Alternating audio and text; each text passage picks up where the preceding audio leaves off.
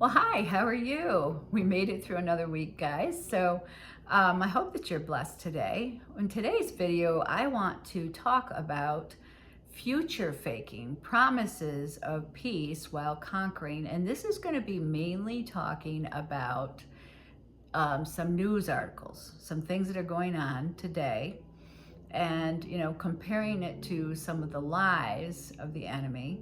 And, all of this kind of fits that pattern that we're warned about in the Bible.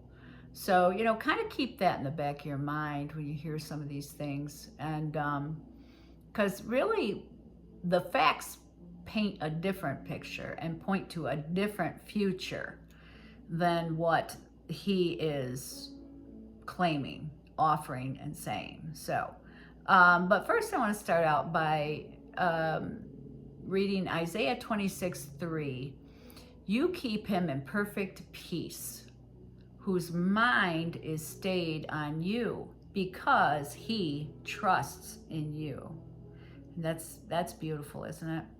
That's how we have perfect peace.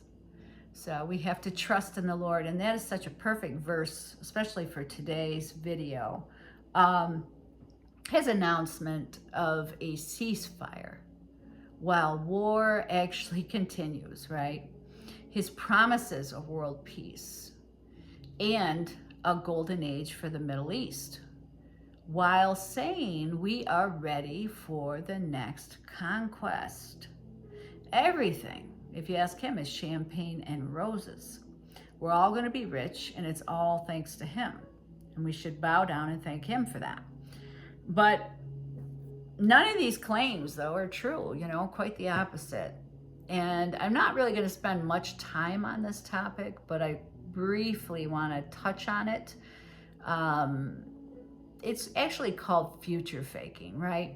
And gaslighting. And most of us know what gaslighting is. So I'm only going to quickly go over future faking, which is a term in psychology.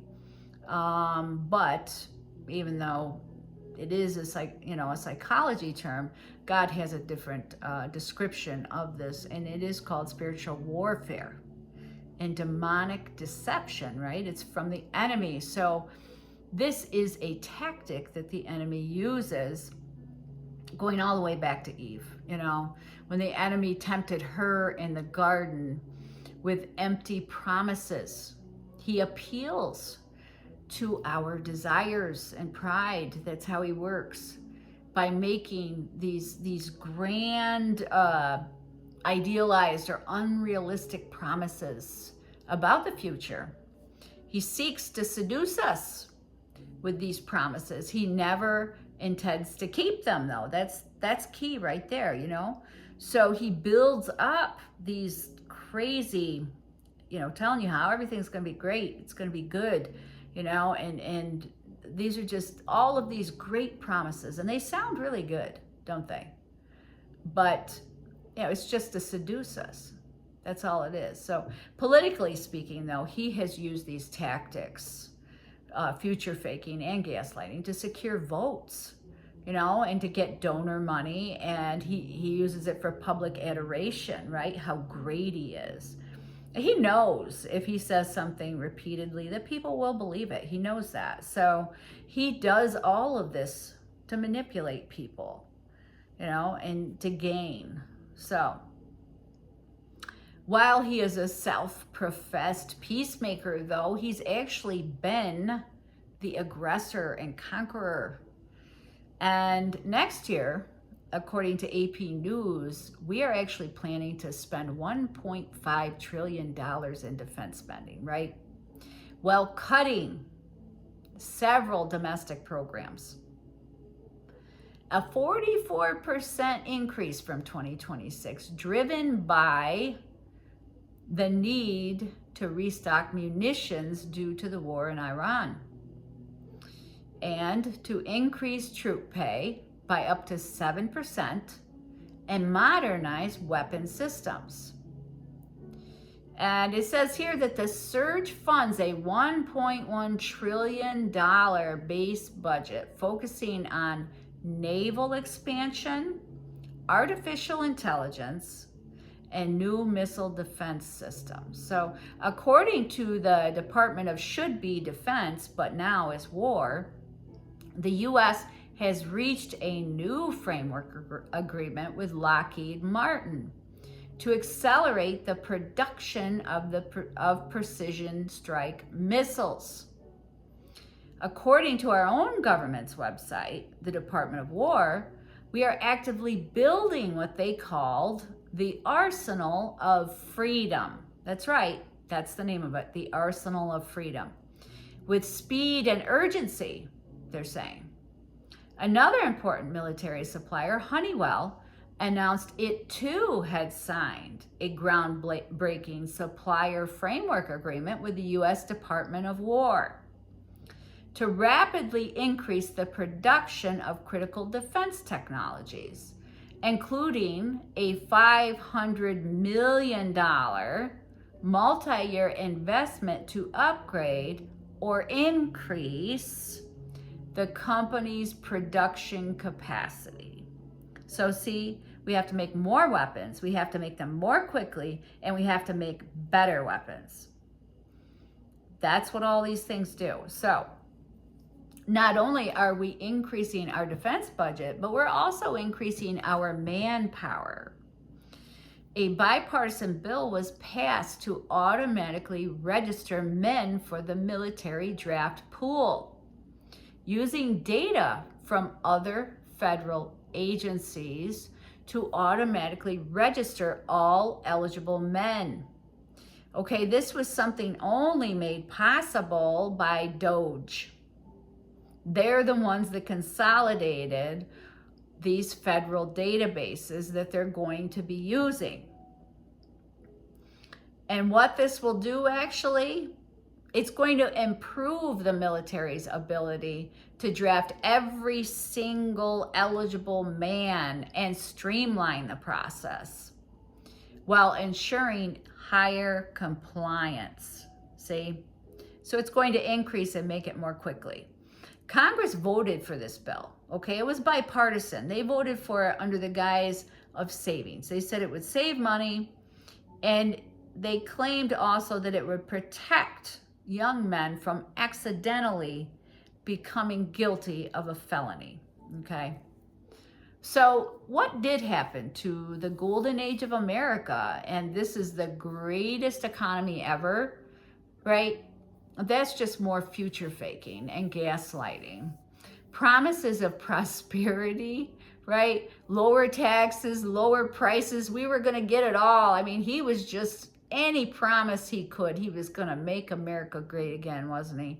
But in reality, according to The Guardian, March inflation soared, with prices up 0.9% compared to last month alone, okay? And 3.3% over the year. And energy prices soared. We all know, right? The gas prices are crazy. All these promises, though.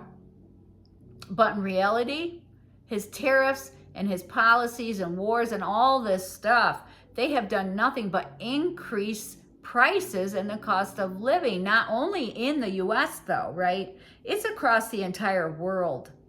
And that's what makes it even more important. So, you know, in the time of the end, these are global problems. They're not just isolated to specific countries. But one of the largest problems for our economy and the world's, besides his war, are his trade policies. Things like trade disruptions, geopolitical instability, and erosion of international cooperation.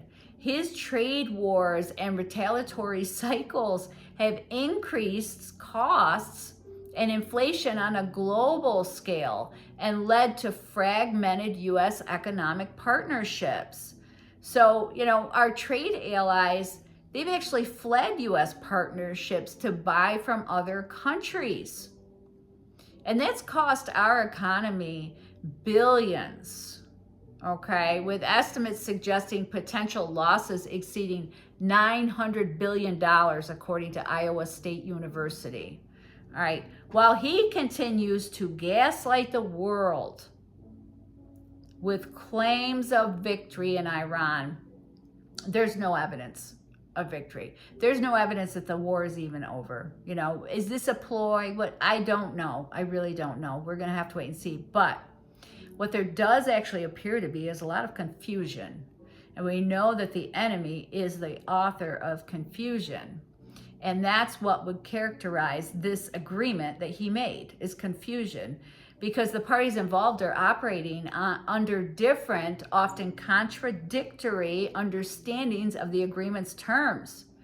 You know, Iran has continued to block ships while retaining control over the strait, which is a serious threat to our global economy.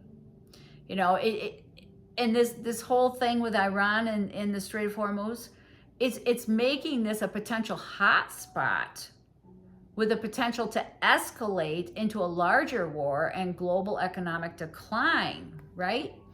And it's really interesting to me, though, that this is the same strait that this man has made comments about renaming after himself.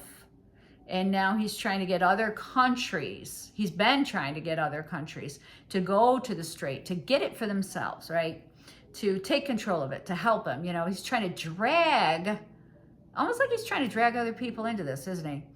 But we're gonna have to see what occurs with that. I really, it's up in the air. I'm not really sure how this is gonna go, but he has future faked and gaslit the entire world. He really has. And it's all with promises of world peace and prosperity.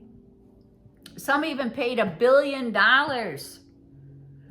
have a permanent seat on his board of peace, while others agree to serve him without question, you know, likely in hopes of receiving a slice of the pie, is my guess. But, you know, our spiritual climate, though, is full of deception and false prophets.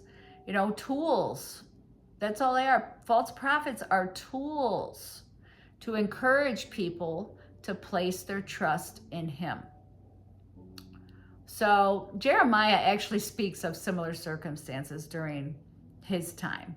The prophet Jeremiah, he warned the people of Jerusalem the judgment was coming, you know, and the problem was he was opposed by the king and the priests. They didn't like his message of gloom. Like today, you know, people wanted to hear peace and prosperity. They heap up for themselves teachers with itching ears, you know. They loved lies. Just like today, they loved lies, and they loved future faking. They love the tools of the enemy. He uses these tools to encourage and validate their blindness. Okay, and these false prophets who claim to speak for God, they contradicted Jeremiah's message of bloodshed, destruction, and judgment, promising peace.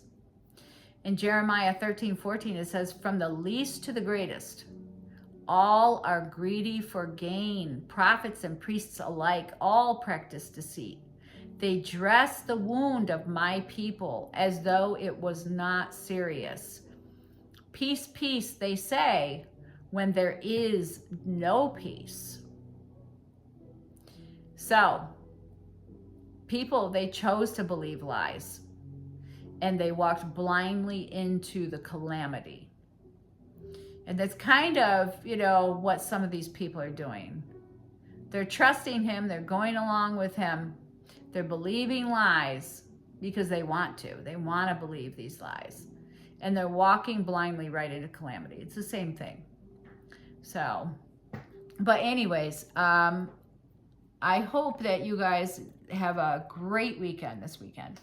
And I will be back probably Tuesday, I think. And, you know, but anyways, I will see you next week. And I pray that you're safe, and I pray that you are blessed and that you have peace. You have peace in the Lord. Bye.